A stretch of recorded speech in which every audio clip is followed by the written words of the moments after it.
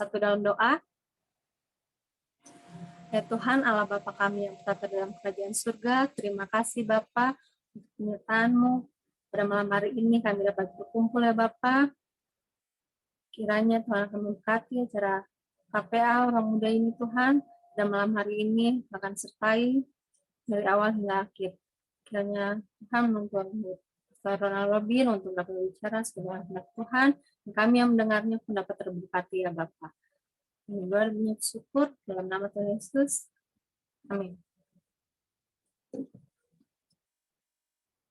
Baik, untuk Pastor Ronald Robin, this is your time.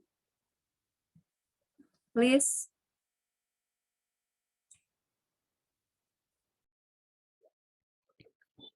All right, good evening, everyone. Thank you for being here. Selamat malam, saudara-saudara. Terima kasih untuk bersama di sini. What a blessing it is that God allows us time and time again to come together and study together. Adalah suatu berkat yang luar biasa. Tuhan terus memberikan kesempatan kepada kita untuk bersama-sama dan belajar lagi. It is a blessing to see all of you, and I thank God for the hunger in your hearts to receive the word of the Lord. Saya sangat bersyukur untuk bertemu lagi dengan saudara-saudara, melihat saudara-saudara haus akan firman Tuhan. And I pray that as we study, God will minister to all of us. Saya berdoa sementara kita belajar, Tuhan akan memberikan berkat kepada kita.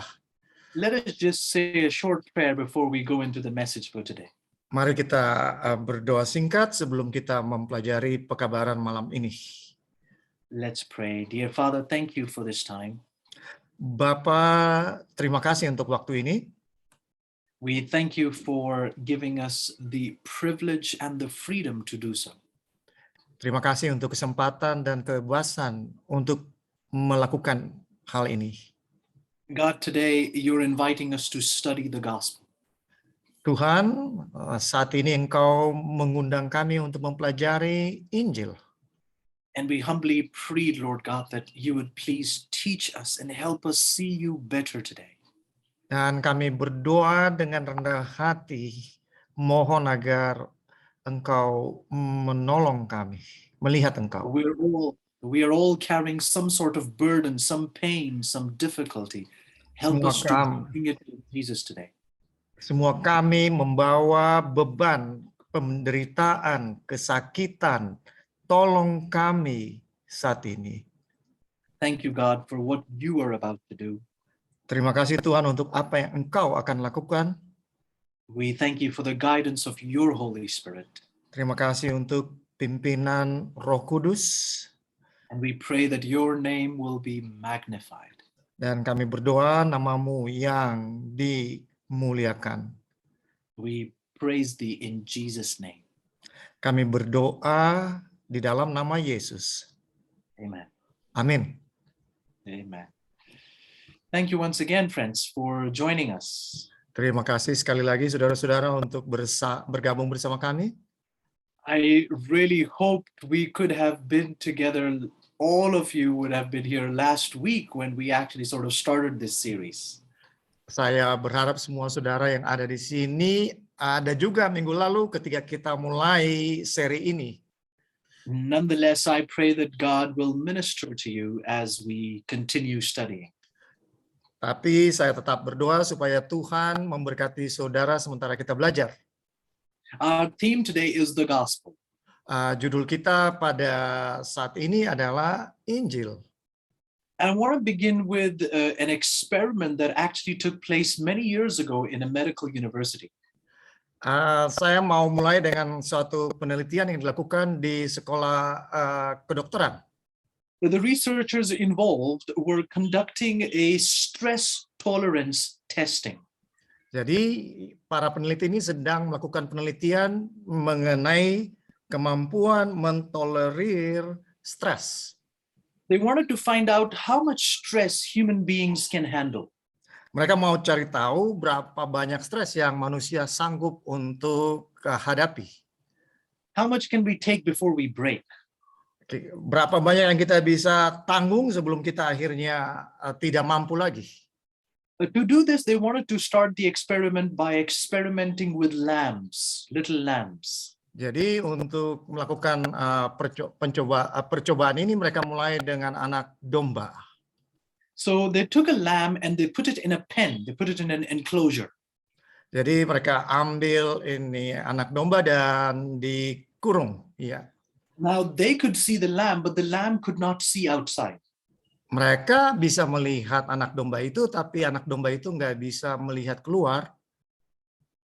The researchers put 14 different places inside the enclosure. They put 14 different places where there was food. Jadi di dalam kurungan itu mereka taruh di 14 tempat makanan yang berbeda.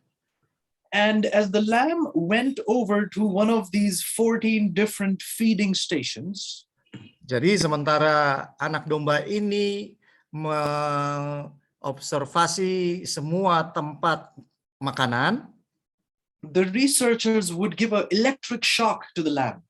Maka para peneliti ini akan memberikan sedikit kejutan listrik, ya. And whenever that happened, the lamb just began to run and it went to another place. There were 14 places to eat, so the lamb just went to another place to eat. Jadi ketika dia terkena listrik, dia akan pindah ke tempat yang lain dan semuanya ada 14. And so at this second place, they shocked the lamb again. Jadi di tempat yang kedua pun mereka kena listrik. The lamb again, scared, just started running around and looking for another secure place to eat. Dan dia mulai lari, ketakutan, dan kembali mencari tempat makan yang lebih aman. And so one by one, they kept shocking the lamb at every feeding place. Jadi satu demi satu kepada semua tempat makanan itu mereka mengejutkan dengan listrik anak domba ini. The lamb eventually was so nervous, was so anxious, it was so stressed that it just stumbled in the center of the enclosure. Jadi akhirnya anak domba ini begitu stres, begitu ketakutan, dan ya depresi, akhirnya dia jatuh di tengah-tengah tempat kurungan itu. The lamb was trembling, it had a nervous breakdown, and the lamb eventually died. Dia gemetaran, dia jatuh, dan pada akhirnya dia mati. The load of the anxiety was just too much for the lamb, so the lamb just died. Jadi dia punya kecemasan itu udah terlalu sehingga dia mati. Then the researchers took the lamb's twin. The lamb had a twin, so they took the lamb's twin and put it into the same pen, in the same enclosure. Jadi anak domba yang mati tadi, dia punya kembarannya. Jadi mereka sekarang masukin dia lagi ke tempat yang sama. This time there was one thing different, and that was they put the lamb's mother along with the lamb in the enclosure. Namun saat ini ada yang berbeda. Mereka taruh mamanya, induknya bersama dengan ini anak domba. And the lamb went to the first feeding place, and the researchers shocked the lamb. Jadi dia datang ke tempat makan yang pertama dan kembali kena listrik. What do you think the lamb did this time? Menurut saudara, apa yang dilakukan oleh anak domba kali ini? Quite interestingly, cukup menarik. The lamb looked towards the mother. Anak domba ini melihat kepada ibunya. And called out to the mother. Dan panggil induknya. And the lamb did not run from the feeding station when it got shocked. It did not run, but it just kept eating. Jadi anak domba ini, dia tidak lari, tapi dia tetap makan. Now the researchers did not understand what's going on. Dan para peneliti tidak memahami apa yang terjadi. The previous lamb would run away from this place when we shocked, but the lamb spoke to the mother spoke back, and the lamb kept eating. Ya, yang pertama itu kan dia langsung waktu kena listrik dia langsung lari, tapi yang terjadi sekarang dia cuma lihat ke mamanya, bicara kepada mamanya, mamanya bicara kepada dia, dan dia tetap makan. So they shocked the lamb again. Jadi mereka kasih listrik lagi domba itu. The lamb called out to the mother. Anak domba itu panggil mamanya, and the mother lamb replied back, dan induk anak domba itu menjawab, and the lamb kept eating. dan anak domba itu tetap makan. The researchers were really shocked. Dan para peneliti betul-betul kaget. Now the little lamb went over to the mother lamb. Sekarang anak domba itu pergi ke mamanya, And the mother said something in the little lamb's ear. dan induk domba itu membisikkan sesuatu di telinga anak domba itu. Now the researchers didn't know what the mother said to the little lamb. Ya, para peneliti tidak tahu apa yang dikatakan oleh induk domba. And the little lamb simply went back and started eating exactly at the same place. There were still 14 places, but the lamb just kept eating the same place it was shocked. Jadi sesudah itu anak domba itu kembali ke tempat yang sama yang pertama di mana dia makan, dan dia terus makan di situ, dan dia tetap makan di situ. Now what was the difference? Jadi sekarang apa bedanya? The difference was, friends, that the first lamb had no place to run. Perbedaannya adalah domba yang pertama tadi dia tidak ada tempat untuk kemana dia lari. The second lamb had the security of knowing that there was somebody there. Sementara anak domba yang kedua, dia punya rasa aman, The second mengetahui lamb bahwa knew, induknya ada. the second lamb knew there was somebody to bear my burdens. Ya, anak domba yang kedua tahu bahwa ada seseorang yang bisa memikul bebannya bersama. So you see, friends, the question to be asked is, do you know someone who can bear your burdens? Pertanyaannya adalah, saudara, apakah saudara tahu seseorang yang bisa memikul beban bersama saudara? Where do you take your guilt, your worry, your fear? Where do you run? Kepada siapa saudara membawa rasa bersalah saudara, ketakutan saudara? Where do you get the security in life? Di manakah saudara mendapatkan rasa aman di dalam hidup? In the book of Revelation, Di dalam buku Wahyu, it reveals Jesus in all his beauty and brightness. itu menyatakan Yesus dalam segala keindahannya dan dalam kecemerlangannya. In fact, if you read Revelation chapter 1, there's this beautiful words about Jesus in Revelation chapter 1 verse 5. Dan kalau saudara baca di dalam Wahyu 1 ayat 5, ini sangat indah diekspresikan. Revelation 1:5, Pastor, if you could read, please. Wahyu 1 ayat 5, dan dari Yesus Kristus, saksi yang setia, yang pertama bangkit dari antara orang mati dan yang berkuasa atas raja-raja bumi ini. Bagi Dia yang mengasihi kita dan yang telah melepaskan kita dari dosa kita oleh darahnya. Friends, the Bible tells us there is Jesus who went into the grave. Saudara, Alkitab mengatakan bahwa ada Yesus yang The Je- telah mati, The Jesus who is faithful, Yesus yang setia, the Jesus who resurrected from the dead. yang pertama bangkit dari antara orang mati, And yes, the same Jesus who can comfort men and women who are broken by the pain of death. dan Yesus yang sama yang bisa membangkitkan atau mengubahkan orang yang terpisah, hancur karena kematian. We are told in verse 5, he is the ruler over the kings of the earth. Kepada kita di dalam ayat 5 dikatakan bahwa dia adalah penguasa atas And segala raja-raja bumi ini. Which tells us that he has power over everything. He is able to take care of us. Itu mengatakan bahwa dia punya kuasa atas segala sesuatu, dia sanggup untuk memelihara kita. In Revelation chapter 12, Jesus is spoken of again.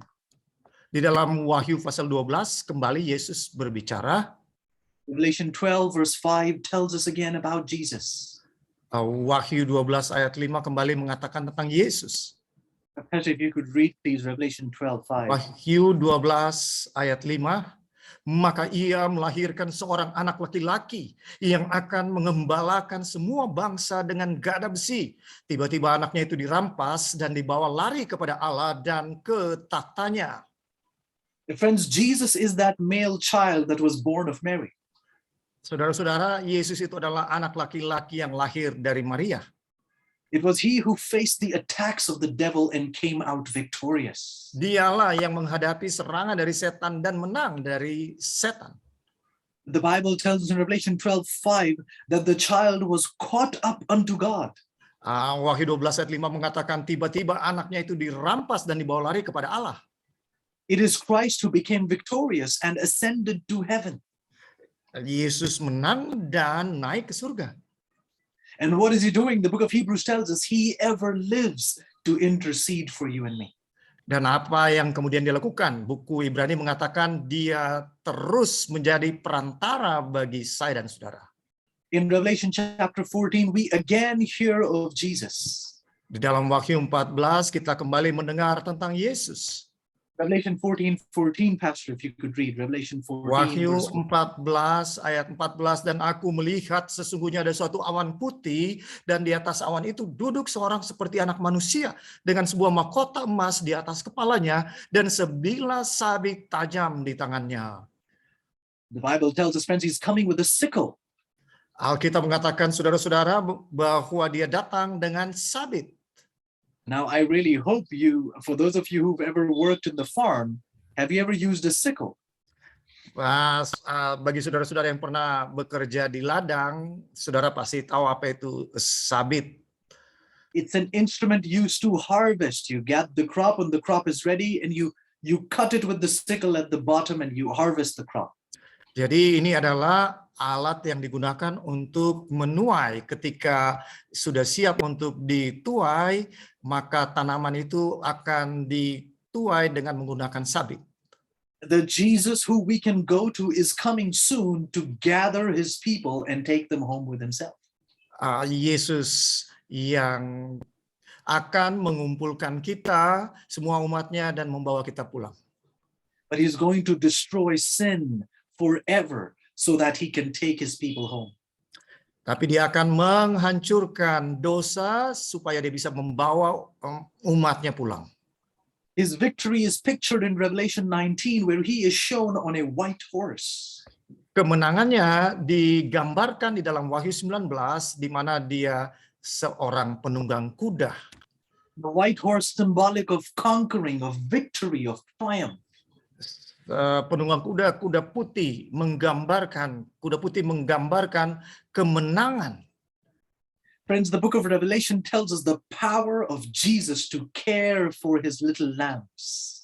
Saudara-saudara, buku Wahyu menyatakan kepada kita kuasa daripada Yesus untuk memelihara kita anak dombanya. The book of Revelation tells us that Jesus has never lost a battle.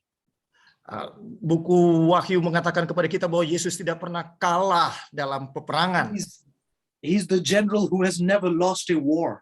Dia adalah jenderal yang tidak pernah kalah dalam peperangan. He's the one who will defeat sin and Satan forever. Dialah yang akan mengalahkan dosa dan setan untuk selama-lamanya. From Revelation 1 to Revelation 22, Jesus is the hero who wants to save his people. Mulai dari Wahyu pasal 1 sampai 22, Yesus adalah pahlawan. Of all the symbols of Christ in the book of Revelation, Dari semua simbol Yesus di buku Wahyu, the symbol of a dying lamb is the most prominent and the most precious. gambaran mengenai anak domba yang mati itulah yang paling berharga. It is the symbol that is repeated more than any other symbol in the book of Revelation. Ini adalah simbol yang diulangi terbanyak dibandingkan dengan simbol-simbol yang lain.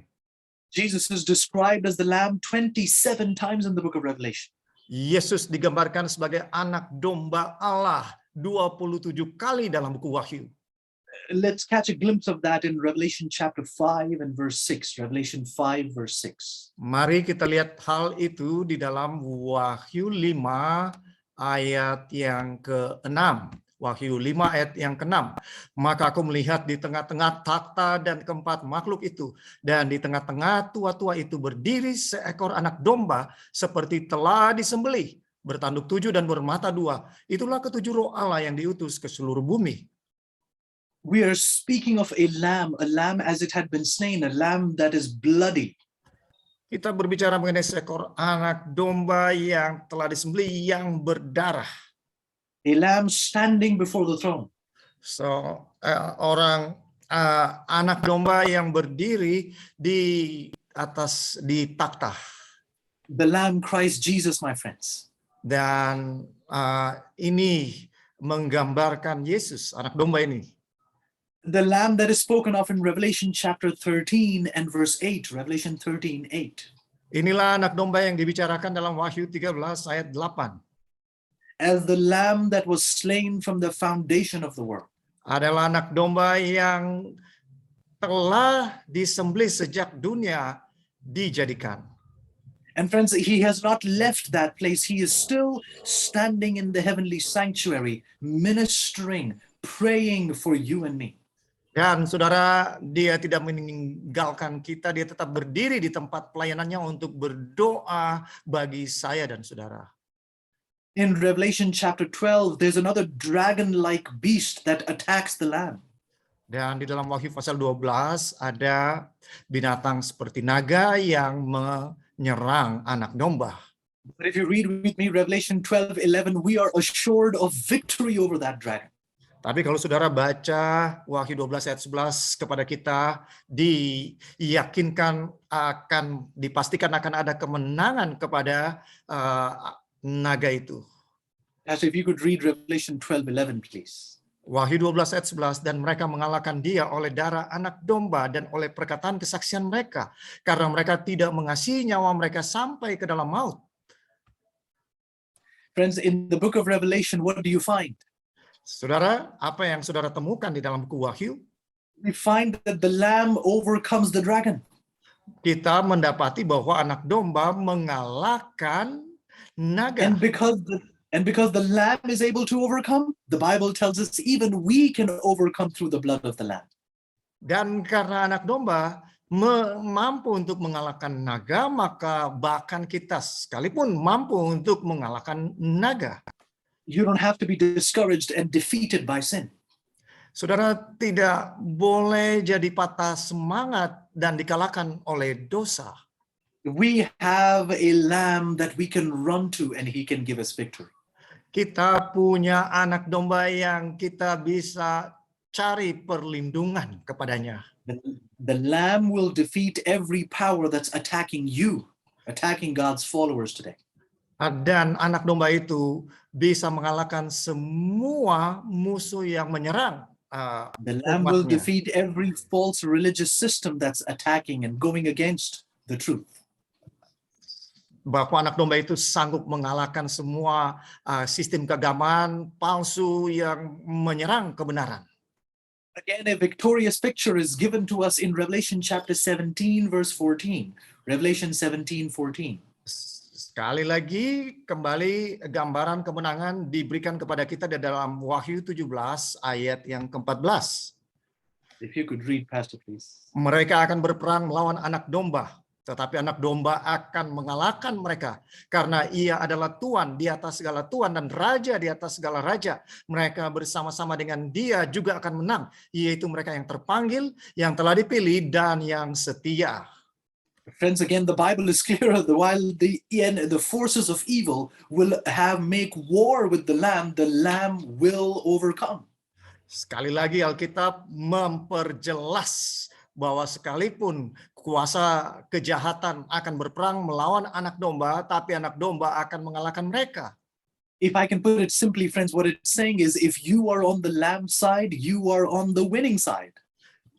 Kalau saya bisa sederhanakan, kalau saudara ada bersama dengan tim anak domba, saudara ada di tim yang menang. Friends, the last book of the Bible tells me that the lamb wins and Satan loses. Buku yang terakhir di Alkitab, saudara-saudara mengatakan kepada saya bahwa Yesus menang dan musuhnya kalah. We ought to be praising God for the book of Revelation. Kita harus puji Tuhan untuk buku Wahyu. Choose something as helpless and weak and innocent as a lamb to represent Jesus. Tuhan memilih sesuatu yang lemah seperti anak domba untuk menggambarkan Yesus. Well, let's go back and trace the symbolism of the lamb through the Bible. Mengapa? Mari kita kembali melacak, meneliti simbol tentang anak domba di dalam Alkitab. And let's see how the symbolism of the lamb reaches down to your life and my life today and touches us. Dan mari kita lihat bagaimana simbol dari anak domba ini menyentuh hidup saya dan saudara. Somebody wants to know, how does the understanding of the Lamb of God free me from the burden of guilt? Kalau saudara bertanya, seseorang bertanya, bagaimana ya gambaran tentang anak domba mampu membebaskan saya dari perasaan bersalah? How does the understanding of the Lamb of God free me from my sin? Bagaimana gambaran anak domba itu bisa membebaskan saya daripada dosa? Well, you would remember, friends, in the Garden of Eden with our parents, Adam and Eve. Tentu saja saudara akan ingat berbicara mengenai nenek moyang kita yang pertama, Adam dan Hawa di Taman Eden. They disobeyed a direct command from God and ate of the fruit of the knowledge of good and evil. Mereka melanggar perintah Allah dan makan buah pohon pengetahuan yang baik dan jahat. The Bible tells us that the disobedience of God's command is sin. Dan Alkitab mengatakan pelanggaran kepada hukum Allah adalah dosa. And God had told them that the day they eat, they will surely die. Dan Alkitab telah mengatakan kepada mereka, pada hari mereka makan, mereka akan mati. For in Romans 6 verse 23, we are told that the wages of sin is death. Dan di dalam Roma 6 ayat 23 dikatakan upah dosa adalah maut. But when Adam and Eve sinned, what did God say? Tapi ketika Adam dan Hawa berdosa, apa yang Tuhan katakan? You see, there was a need for a sacrifice, a substitute. Bahwa dibutuhkan korban atau pengganti. God had declared that a lamb would have to die in their place. Tuhan telah menyatakan bahwa anak domba harus mati sebagai pengganti Adam dan Hawa. For if the lamb did not die, then Adam and Eve had to die. Kalau anak domba tidak mati, maka Adam dan Hawa yang akan mati. You see, friends, the stage was set. Jadi saudara lihat ya, inilah rencana Tuhan. If the lamb didn't die, then humanity had to die. Kalau anak domba tidak mati, maka manusia yang harus mati. If Jesus the lamb did not die on the cross for your sins, then you would have to die for your sins. Kalau Yesus tidak mati di salib bagi saya dan saudara, maka saya dan saudara harus yang mati. So this pattern is set, and we come to the book of Leviticus and we hear of Moses speaking about this sacrifice. Jadi ini aturan yang sudah dibuat, dan waktu kita datang di buku Imamat, ini disampaikan oleh Musa. In Leviticus chapter 17 and verse 11, we find the following words. Di dalam buku Imamat pasal 17 ayat yang ke-11 kita mendapatkan firman ini. Leviticus 17:11. Di dalam Imamat 17 ayat 11, karena nyawa makhluk ada di dalam darahnya, dan aku telah memberikan darah itu kepadamu di atas mezbah untuk mengadakan pendamaian bagi nyawamu, karena darah mengadakan pendamaian dengan perantaraan nyawa. The Bible tells us the blood represents life. Alkitab mengatakan kepada kita bahwa darah melambangkan nyawa. And the wages of sin is death. Dan upah dosa adalah maut. And the penalty of disobeying God's command is death. Dan sebagai hukuman kepada pelanggaran kepada hukum Allah adalah kematian. But then the text goes on to say it is through the blood that atonement is made. Dan ayat ini kemudian mengatakan melalui perantaraan darah pendamaian dilakukan. So the shedding of the blood of the lamb represented the payment of the wages of sin. Jadi dengan tumpahnya darah, penumpahan darah untuk membayar upah dari dosa. A lamb had to be taken and it was killed, and Adam and Eve must be weeping and breaking as they saw an innocent lamb die.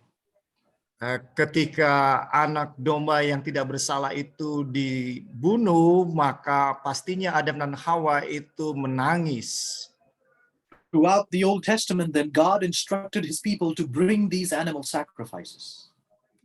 Jadi di dalam perjanjian lama Tuhan memerintahkan agar korban hewani ini dilakukan. The instructions for his sanctuary was given, and every day animal sacrifices were slain at the sanctuary.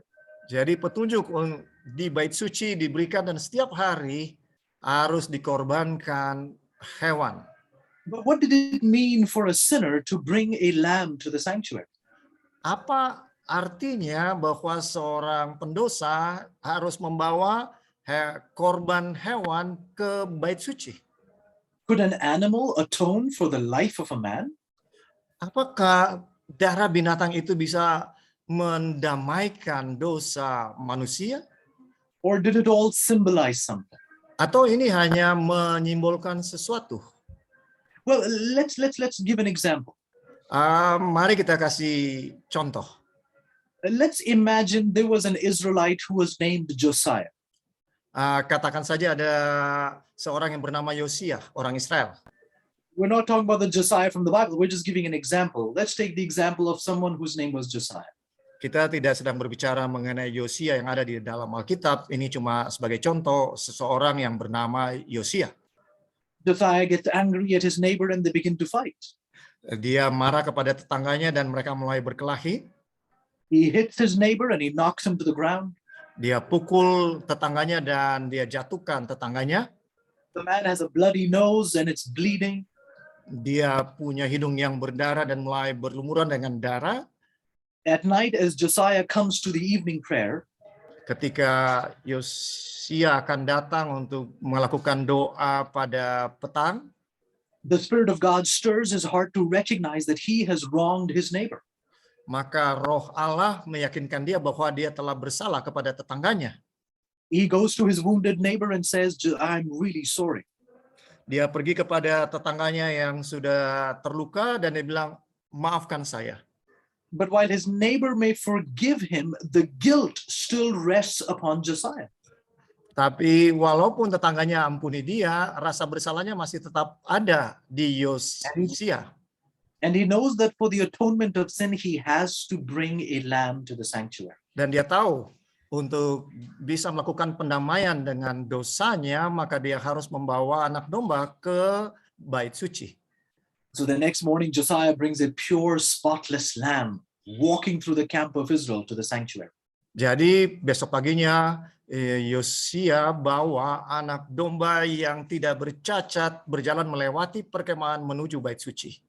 The neighbors are watching this and they know that Josiah is guilty. Dan semua tetangganya melihat dia dan mereka tahu bahwa Yosia adalah seorang yang bersalah. Josiah comes and placing his hands on the head of the animal, he confesses his sins and plunges the knife through its throat. Jadi di pelataran bait suci dia taruh tangannya di atas anak domba itu, kemudian dia sembelih leher dari anak domba itu. As he does so, the blood is running down the knees and the animal is beginning to limp and the animal dies. Dan darah tentu saja tercurah dan kakinya mulai goyang dan pada akhirnya meninggallah anak domba itu. The blood of the animal is collected by the priest in a basin. Dan darah daripada anak domba itu dikumpulkan oleh imam di tempat, satu wadah. The flesh is burned on the altar of burnt offering. Dan dagingnya dibakar di atas mezbah altar. And the priest brings some of the blood into the sanctuary. Dan kemudian imam itu akan membawa sebagian darahnya ke dalam bait suci. And before Josiah came to the sanctuary, he was burdened with the burden of guilt. Dan sebelum Yosia datang ke bait suci, dia dipenuhi dengan rasa bersalah. But as he confesses his sin over the head of the lamb, something miraculous happens. Tapi sementara dia mengakui dosanya, ketika dia menumpangkan tangannya di atas kepala anak domba itu, sesuatu yang ajaib terjadi. We are taught about the reality in Leviticus 5, verse 5 and 6, Pastor. If you could read Leviticus 5, verse 5 and 6. Kenyataan ini dikatakan kepada kita ya di dalam Imamat 5 ayat 5 dan 6. Jadi apabila ia bersalah dalam salah satu perkara itu, haruslah ia mengakui dosa yang telah diperbuatnya itu, dan haruslah ia mempersembahkan kepada Tuhan sebagai tebusan salah karena dosa itu seekor betina dari domba atau kambing menjadi korban penghapus dosa. Dengan demikian imam mengadakan pendamaian bagi orang itu karena dosanya. In other words, when Josiah confesses his sin, the guilt of that sin is transferred to the sacrificial animal. Dengan kata lain, ketika Yosia mengakui dosanya, maka dosanya itu dipindahkan kepada korban. The animal then symbolically becomes guilty. Dan hewan kurban itu secara simbol menjadi bersalah. Now, the wages of sin is death. Nah, sekarang upah dosa adalah maut. And as the animal is killed, dan ketika binatang kurban itu dibunuh, disembelih, the animal dies. Maka binatang itu mati. The flesh of the animal is kept on the altar. Dan daging daripada binatang itu dibawa di mezbah korban. Blood is taken into the sanctuary. Darahnya dibawa ke dalam bait suci. It is sprinkled on the veil that is right in front of the Ark of the Covenant. Dan itu dipercikan di tirai yang ada di belakangnya tabut perjanjian. And you see that as Josiah who had disobeyed. Dan sebagaimana yang saudara lihat ketika Yosia itu melanggar, is Josiah who deserved to die. Dia juga adalah Yosia yang pantas untuk mati. Sacrifice died instead of Josiah. Tapi satu korban mati sebagai pengganti dari Yosia. Josiah was free from the guilt and penalty. Maka Yosia bebas dari dosa dan hukuman. Now, friends, the question is, why did God require the countless of thousands of sacrifices? Nah, sekarang pertanyaannya, kenapa Tuhan menuntut korban yang beribu-ribu itu? Did those animals give the sinner eternal life? Apakah korban hewan ini memberikan manusia kehidupan kekal?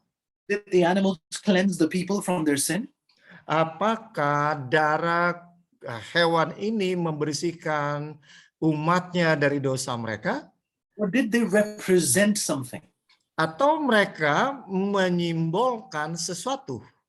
Or did they point forward to a greater, a better sacrifice? Atau mereka sedang menunjukkan kepada suatu pengorbanan atau korban yang lebih baik? In the book of Hebrews, we find a key to understanding what these sacrifices meant. Di dalam buku Ibrani, kita mendapatkan kunci untuk memahami apa itu maksudnya dengan melakukan korban. Hebrews 9, verse 11 and 12, Pastor, if you could read Hebrews 9, verse 11 and 12. Di dalam Ibrani 9, ayat 11 dan 12, tetapi Kristus telah datang sebagai imam besar untuk hal-hal yang baik yang akan datang. Ia telah melintasi kemah yang lebih besar dan yang lebih sempurna, yang bukan dibuat oleh tangan manusia, artinya yang tidak termasuk ciptaan ini. Dan ia telah masuk satu kali untuk selama-lamanya ke dalam tempat yang kudus, bukan dengan membawa darah domba jantan dan darah anak lembu, tetapi dengan membawa darahnya sendiri. Dan dengan itu ia telah mendapat kelepasan yang kekal. Verse 28 also, Pastor. Hebrews 9:28. Ayat 28, demikian pula Kristus hanya satu kali saja mengorbankan dirinya untuk menanggung dosa banyak orang. Sesudah itu You ia see, friends, akan menyatakan dirinya sekali lagi tanpa menanggung dosa untuk menganugerahkan keselamatan kepada mereka yang menantikan dia. the blood of the sacrificial animal was a foreshadowing of the shed blood of Christ. Ya, saudara-saudara bisa lihat di sini bahwa pengorbanan darah hewan itu menyimbolkan darah atau pengorbanan Yesus. You see, friends, but was it just the payment of sin? Was it all that it was about? Apakah ini hanya soal tebusan atau bayaran kepada dosa itu? Was it just to free the sinner from the guilt and penalty of sin? Was that it? Apakah itu juga cuma soal membebaskan umatnya dari hukuman atau ancaman penalti hukuman kematian? Or was there something more God was trying to achieve? Atau ada sesuatu yang Tuhan, yang lebih daripada ini yang Tuhan ingin capai? You see, friends, the problem was the Israelites became very used to bringing these sacrifices. It became ordinary for them to bring sacrifice after sacrifice. Jadi masalahnya saudara-saudara, orang Israel menjadikan ini upacara korban ini menjadi sesuatu yang biasa-biasa saja dalam membawa korban ini. Every time someone sinned, they said, "Oh, what's the problem? All we have to do is to bring a lamb. That's easy." Setiap kali mereka berdosa, mereka bilang, nggak masalah. Apa masalahnya? Kita cuma bawa hewan korban, itu mudah. But the challenge was, it wasn't just the freeing of guilt and the penalty of sin. God was trying to do more. Jadi masalahnya bukan cuma membebaskan orang dari rasa bersalah, ya, tapi Tuhan sedang mau melakukan sesuatu yang lebih. With the death of every innocent animal, God was expecting a response from the heart of the sinner. Jadi dengan kematian daripada hewan kurban ini, Tuhan mengharapkan sesuatu di dalam hati orang berdosa. Whereas the sinner saw an innocent creature bleed to death because of his own sin. Ketika seorang pendosa itu melihat anak domba itu sekarat dan mati sebagai akibat dosanya, it was supposed to do something to his heart. Itu dimaksudkan untuk melakukan sesuatu dalam hati pendosa itu. He was supposed to feel the agony. Why should an innocent creature die because of my sin? Dia harusnya merasakan betapa menderitanya seekor binatang yang tidak bersalah meregang nyawa. Dia harus merasakan sesuatu. The purpose of the gospel in the sanctuary was deeper than just freeing you from sin. Jadi Injil di dalam pelajaran mengenai bait suci itu lebih dalam daripada melepaskan kita dari dosa saja. It was to create a response in the heart of the sinner. Ini adalah untuk menciptakan suatu respon di dalam hati pendosa. We read about that response in the book of Zechariah chapter 12 and verse 10. Kita membaca respon yang diharapkan ini di dalam buku Sakaria 12 ayat yang ke-10. Zechariah 12:10, Pastor, if you could read, please. Sakaria 12 ayat 10, aku akan mencurahkan roh pengasihan dan roh permohonan atas keluarga Daud dan atas penduduk Yerusalem, dan mereka akan memandang kepada dia yang telah mereka tikam dan akan meratapi dia seperti orang meratapi anak tunggal, dan akan menangisi dia dengan pedih seperti orang menangisi anak sulung. Do you recognize what God is saying there? Apakah saudara bisa mengenali apa yang Tuhan katakan kepada kita di sini? As the sinner pierced the lamb, he was supposed to feel that pain. Ketika orang berdosa itu menikam anak domba, membunuh anak domba, mereka harus meratapi. In a similar way, the Lord is saying, if you look upon Jesus, whom we have pierced with our sin. Seperti Tuhan mau katakan, sementara kita menikam Yesus karena dosa-dosa kita, Ya, God is expecting a response from the heart that if we sincerely take time to appreciate this, we will mourn for what we have done. dan Tuhan sementara mengatakan kepada kita, kalau kita betul-betul menghargai ya apa yang Yesus lakukan, maka kita pastinya harus meratapi dosa. Zechariah 12:10 says there will be a bitterness in your heart. Zakaria 12 ayat 10 mengatakan kita harus meratapi, ya meratap di dalam hati kita. God is expecting that response from us today.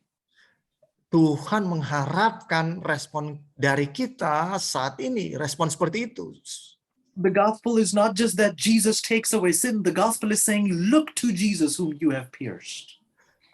Injil tidak hanya mengatakan lihat kepada Yesus yang menanggung dosa, tapi dia bilang lihat kepada Yesus yang tertikam oleh dosa. Friends, God is asking us to look to Jesus. He is the gospel, and he is assuring us if we look at what we've done to him, if we see the innocent Jesus bleeding for us, our heart will respond differently.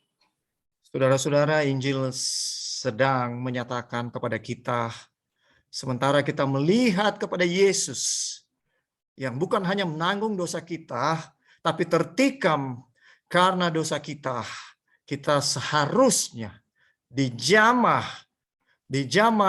untuk meratapi dan kasihan kepada Dia. A number of years ago, beberapa tahun yang lalu, there was a young lady who was attending a series of meetings. Ada seorang perempuan muda yang menghadiri satu seri ibadah KKR. And the minister was sharing the word of God.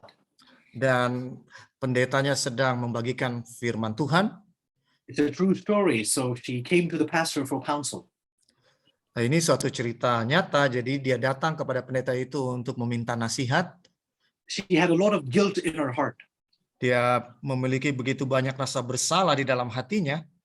She began to tell the pastor, I've done something terrible and I have a hard time even talking about it. Dia katakan kepada pendetanya, pendeta, saya telah melakukan hal yang betul-betul jahat dan saya bahkan tidak bisa membicarakan ini. She tells the pastor how she had an affair with a married man 17 years ago, and that relationship resulted in her getting an abortion. Dia mengatakan bahwa 17 tahun yang lalu dia punya hubungan di luar nikah dengan seorang yang sudah menikah, dan dia harus menggugurkan kandungannya.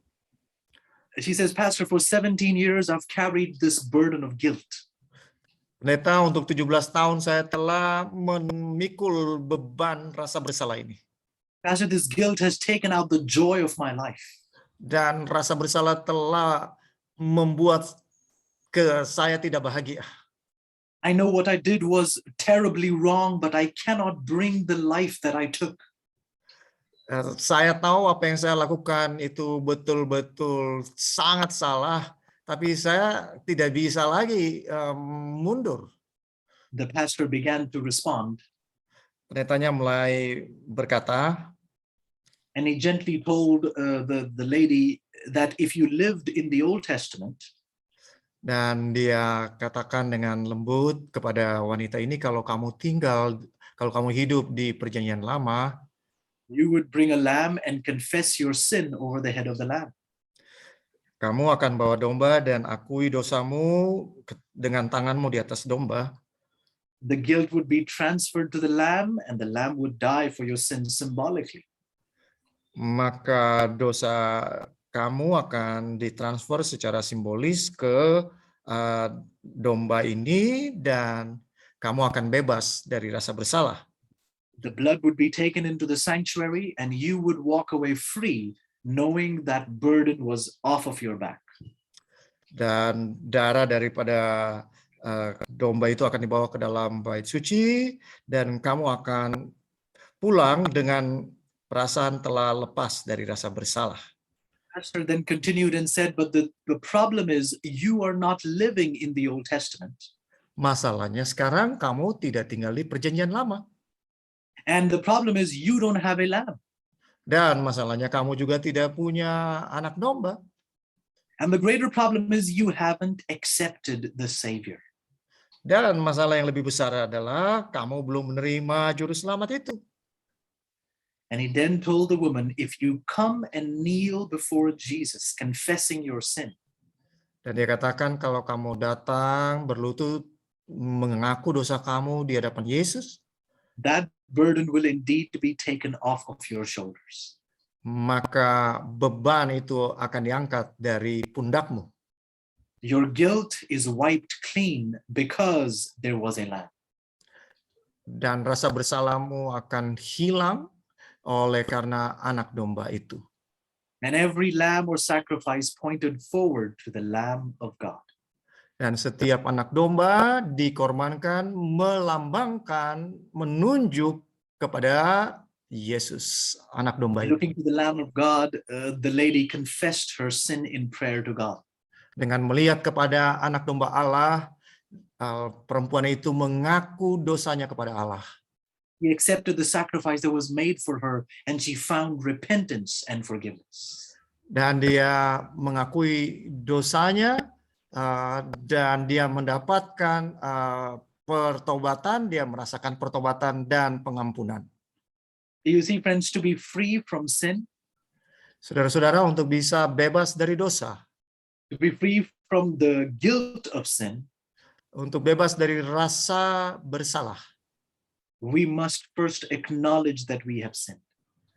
pertama kita harus mengakui dosa kita. You see, a sinner in the Old Testament would never be free from the guilt until they acknowledged their sin by bringing the lamb. Orang yang berdosa di perjanjian lama ya tidak akan pernah bebas dari dosa mereka sebelum mereka mengakui dosa mereka. Do you now understand why the devil keeps you from praying? Jadi, apakah saudara memahami sekarang kenapa setan menghalangi saudara untuk berdoa? He does not want you to come and kneel before God and acknowledge your guilt. Karena dia nggak mau saudara akan berlutut di hadapan Allah dan mengakui dosa saudara di hadapan Allah. He wants you to die for your own sin. Dia mau saudara mati untuk dosa saudara sendiri. God's desiring that we come to. Tuhan merindukan supaya kita datang kepadanya. And say, God, I understand that I have sinned against you. Dan mengatakan kepada Tuhan, saya sadar saya telah berdosa terhadap Engkau. I've done wrong, I've broken your command. Saya telah bersalah, saya telah melanggar hukum-Mu. And Lord, I plead for your repentance and your forgiveness. Dan Tuhan, saya memohon pengampunan-Mu dan memohon untuk memberikan saya pertobatan. And the Bible tells us, friends, repentance is not something you can achieve in life. Dan saudara-saudara, Alkitab mengatakan bahwa pertobatan itu bukan sesuatu yang bisa saudara usahakan dalam hidup. Why do I say that? Kenapa saya katakan itu? Come with me to the book of Acts, chapter 5. Mari buka Kisah pasal 5. Acts chapter 5, verse 31. Kisah 5 ayatnya yang ke-31. Acts 5, verse 30 and 31. Pastor, if you could read Acts 5, 30 and 31. Di dalam Kisah 5 ayat 30 dan 31, Allah nenek moyang kita telah membangkitkan Yesus yang kamu gantungkan pada kayu salib dan kamu bunuh. Dialah yang telah ditinggikan oleh Allah sendiri dengan tangan kanannya menjadi pemimpin dan juru selamat supaya Israel dapat bertobat dan menerima pengampunan dosa. Did you hear that, friends? Apakah saudara dengar itu, saudara-saudara? If we come acknowledging our sin before God, jika kita datang mengakui dosa kita di hadapan Allah, then God not only gives forgiveness, maka Tuhan bukan hanya memberikan pengampunan dosa, He also gives repentance. tapi Dia juga memberikan pertobatan. Someone says, wait, what is repentance? Seorang mungkin bertanya, apa sih itu pertobatan? The simple definition for repentance is a hatred for sin and a turning away from sin. Definisi yang lengkap tentang pertobatan itu adalah membenci dosa dan berbalik dari dosa. Now understand carefully, friends. Nah, perhatikan dengan seksama saudara-saudara. You can try to stay away from your sin, Saudara berusaha untuk tidak berbuat dosa. but the question is, do you have hatred towards that sin? Tapi pertanyaannya, apakah saudara membenci dosa itu? No, you love that sin. Oh tidak, saudara mencintai dosa itu. And the Bible is saying Jesus alone can give you repentance, hatred for that sin. Dan Alkitab mengatakan hanya Yesus saja yang sanggup memberikan kebencian kepada dosa itu. Let us understand, friends, that repentance is not something you achieve. Jadi mari kita pahami bahwa pertobatan itu bukan sesuatu yang dapat kita usahakan. Repentance is something you receive from God. Tapi pertobatan itu adalah sesuatu yang saudara dapatkan dari Tuhan. If we come to Him, He is able to give us repentance and forgiveness. Kalau kita datang kepada Dia, maka Dia akan sanggup memberikan kepada kita pertobatan dan pengampunan. The wages of sin is death, right? Upah dosa kan maut. But Romans 6:23 goes on to say that the gift of God is eternal life. Tapi ayat itu Roma 6 ayat 23 melanjutkan, tetapi kasih karunia adalah hidup yang kekal. Now, do you see that sin brings wages? Jadi dosa membawa satu upah And God brings gifts. dan Allah memberikan pemberian. Isn't that interesting? Tidakkah ini menarik? Sin brings wages, but God brings gifts. Dosa membawa upah, tapi Tuhan memberikan pemberian atau hadiah. When a friend offers you a gift, Ketika seorang sahabat memberikan hadiah kepada saudara, you don't ask the friend, what have I done to earn this? Saudara tidak akan bertanya, kenapa kamu kasih ini? Apa yang saya sudah bikin? A few years ago, I was staying with Pastor Roy in his home. Beberapa tahun yang lalu saya tinggal dengan Pendeta Roy di rumahnya. And I really enjoyed, he had a beautiful guitar, and I really enjoyed playing it at his house. Dan dia punya satu gitar, dan saya sangat menikmati memainkannya. When I was leaving, Pastor Roy said, Brother Ron, take the guitar with you. Ketika saya mau pulang, Pendeta Roy bilang, Saudara Ronald, bawa aja ini gitarnya. I think he said, you will make better use of it. Take it. Saya mengerti maksudnya, kamu akan lebih berguna buat kamu daripada di sini, jadi bawa aja. Even to this day, I sit back and wonder, what did I do to earn that gift? Sampai saat ini saya berpikir-pikir, apa sih yang saya buat sampai dia mau berikan gitar itu? I don't deserve it. I don't deserve such a good gift. Saya tidak pantas untuk menerima, saya tidak berusaha untuk mendapatkan hadiah itu. But I thank God for the love He shows through His children to His other children. Tapi saya berterima kasih untuk kasih yang ditunjukkan kepada anak Tuhan dan anak-anak Tuhan yang lain. When we accept the gift, we believe in God's promises. Tapi kita menerima hadiahnya itu karena kita percaya kepada janjinya. And your belief, understand friends, your belief does not convince God to do something because God has already done everything. Saudara-saudara harus memahami bahwa apapun yang saudara yang namanya hadiah itu tidak ada yang saudara lakukan untuk membuat saudara pantas mendapatkan itu. Karena Tuhan sudah melakukan semuanya. When we believe in God's promise of forgiveness and repentance, we are simply choosing to continue to accept His gift. Jadi ketika kita memilih untuk percaya kepada janjinya, kepada pertobatan dan pengampunannya, kita memilih untuk tetap percaya kepada janji-janjinya, tinggal di janji-janjinya. Hebrews 9:14. Di dalam Ibrani 9 ayat yang ke-14. Notice again what the Bible tells us, Hebrews 9 verse 14. Di dalam Ibrani 9 ayat yang ke-14. Betapa lebihnya darah Kristus yang oleh Roh yang kekal telah mempersembahkan dirinya sendiri kepada Allah sebagai persembahan yang tak bercacat, akan menyucikan hati nurani kita dari perbuatan-perbuatan yang sia-sia, supaya kita dapat beribadah kepada Allah yang hidup. Brothers and sisters, your conscience can be cleansed. Saudara-saudara, hati nurani saudara dapat disucikan. Your guilt can be forever removed.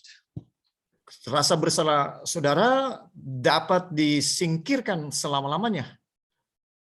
Friends, psychiatrists, they tell us that guilt keeps people from living the kind of life that enables them to be happy, to be cheerful, to be productive.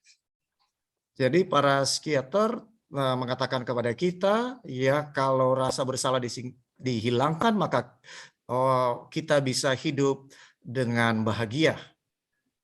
Friends, guilt creates fear, guilt creates worry.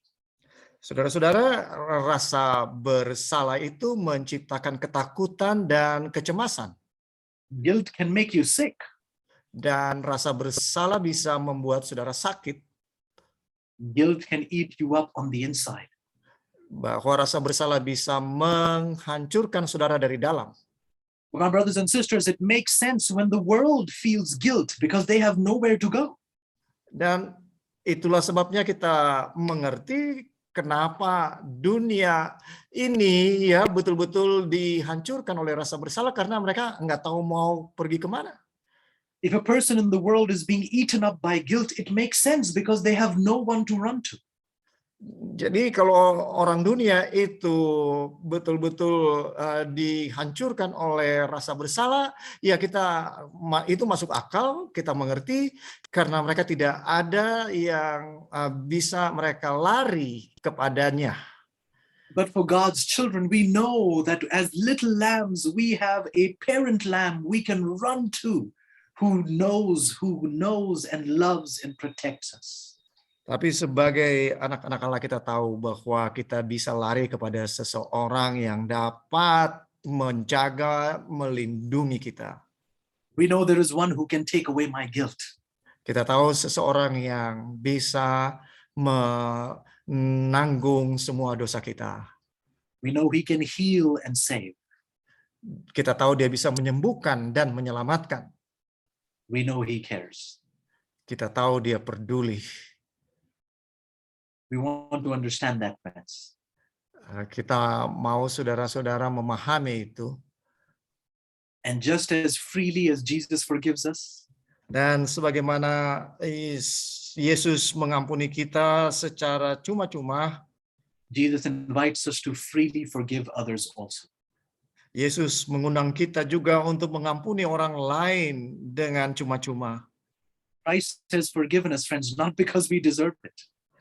Saudara-saudara, kita tidak layak, ya. Tuhan mengampuni kita bukan karena kita layak, but because God loves, and forgiveness is a powerful manifestation of love. Jadi, tapi karena Dia mengasihi kita dan Dia mengampuni kita, pengampunan adalah pernyataan yang besar terhadap kasih Allah. Many years ago in Rwanda, bertahun-tahun yang lalu di Rwanda, it was a time of severe pain and heartache. Itu adalah satu masa yang betul-betul pahit dan menyakitkan. A Christian pastor and his 2 sons were brutally murdered by a violent mob. Seorang pendeta Kristen dan 2 anaknya betul-betul dibunuh secara brutal oleh massa yang marah. The wife survived, istrinya selamat, but she had seen a young man with this big knife, a machete. She had seen this young man kill one of their sons before her very eyes. Tapi dia telah menyaksikan seorang laki-laki dengan machete, ya, satu pisau yang besar, yang panjang, membunuh salah satu anaknya di depan matanya. And the young man attacked her also and left her there for dead. Dan anak muda itu juga menyerang ibu ini dan dia tinggalkan. Pikirnya sudah Man begitu. who had, the man who had killed her son, he fled and hid himself in the mountains. Dan pria yang membunuh ini lari dan menyembunyikan dirinya di pegunungan. After about 3 years, she saw the young man again. Sesudah 3 tahun, ibu pendeta ini melihat anak muda itu lagi. And instead of hatred, the love of God flowed from her heart. Dan gantinya kebencian, kasih Allah meluap di dalam hatinya. As she looked at this young man, Ketika dia melihat anak muda ini, she recognizes that this young man used to be once a member of their church. dia mulai kenali bahwa anak muda ini sebenarnya adalah salah satu anggota dari gereja mereka. This young man was baptized by her own husband. Dan anak muda ini sebenarnya dibaptis oleh pendeta suaminya itu. And then she said something to the young man that shocked everybody, I guess. Dan kemudian dia berkata kepada anak muda itu yang tentunya saya rasa mengejutkan semua orang yang mendengarkan. She said to the young man, "You must become my son."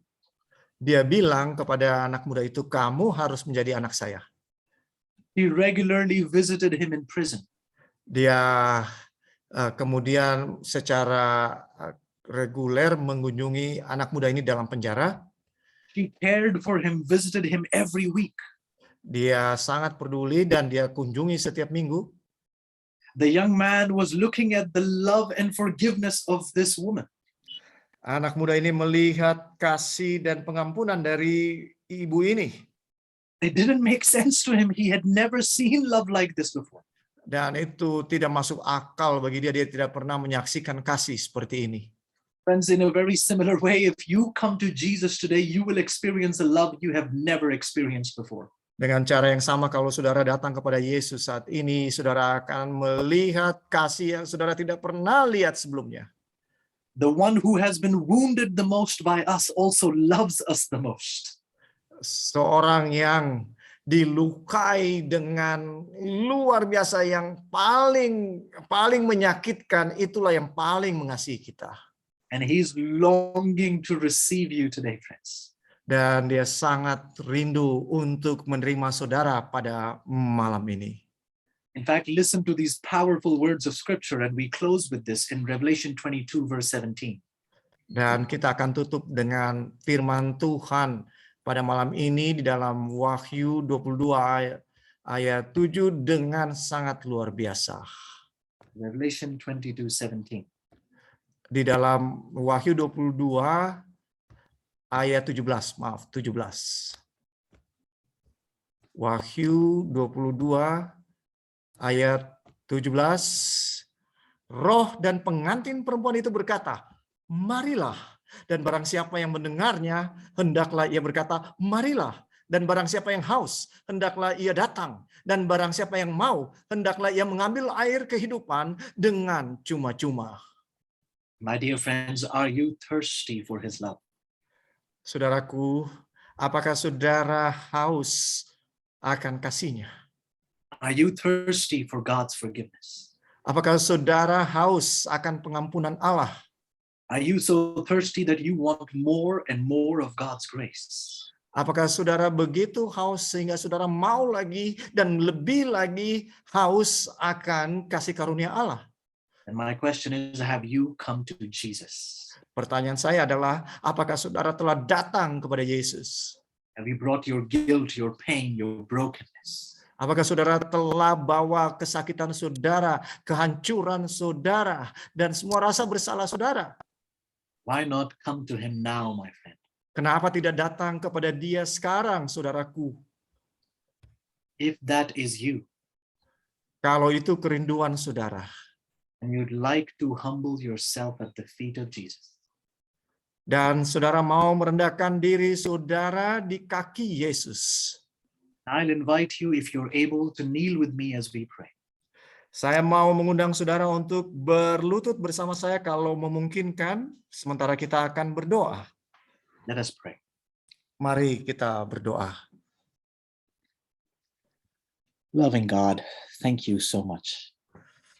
Allah yang penuh kasih, terima kasih banyak. Lord, you love us like we have never experienced. Tuhan, Kau mengasihi kami seperti yang kami tidak pernah alami. We thank you, God, for the Bible tells us you've loved us with an everlasting love. Terima kasih Tuhan karena Alkitab mengatakan bahwa Engkau mengasihi kami dengan kasih yang kekal. A love that forgives, a love that offers repentance. Satu kasih yang mengampuni dan juga memberikan kami pertobatan. A love that assures us in John chapter 6 that if anyone comes to me, I will by no means cast you out. Kasih yang mengatakan di dalam Yohanes 6, siapapun yang datang tidak akan pernah kutolak. Lord, as your children come to you, we claim the promise that you will not cast us out. Tuhan, sementara anak-anak-Mu datang kepadamu, kami menuntut janji-Mu bahwa Engkau tidak akan pernah menolak kami. You know, Lord, the pain and the guilt that sin has created. Kau tahu sakitnya dan rasa bersalahnya yang telah dibuat oleh dosa. And only you can save, O Lord God, only you can save. Oh Tuhan, dan hanya Engkau yang sanggup menyelamatkan, hanya Engkau. Please bless my brothers and sisters, Lord. Tuhan berkati saudara-saudara saya ini. Please continue to defeat the enemy in their life. Terus tolong untuk mengalahkan musuh-musuh mereka dalam hidup mereka. Please continue to give them the hope in Jesus. Tolong agar terus memberikan pengharapan di dalam Yesus kepada mereka. Please prepare them for the soon coming of the Lord. Tolong persiapkan mereka bagi kedatangan Yesus yang segera. Lord, may you continue to stand exalted. Tuhan, biarlah Engkau terus berdiri dan ditinggikan. May you continue to stand praised. Semoga Engkau terus berdiri. We thank you for such great love. Kami berterima kasih untuk kasih yang sangat besar. We praise thee in Jesus' name. Kami memuji Engkau di dalam nama Yesus. Amen. Amin.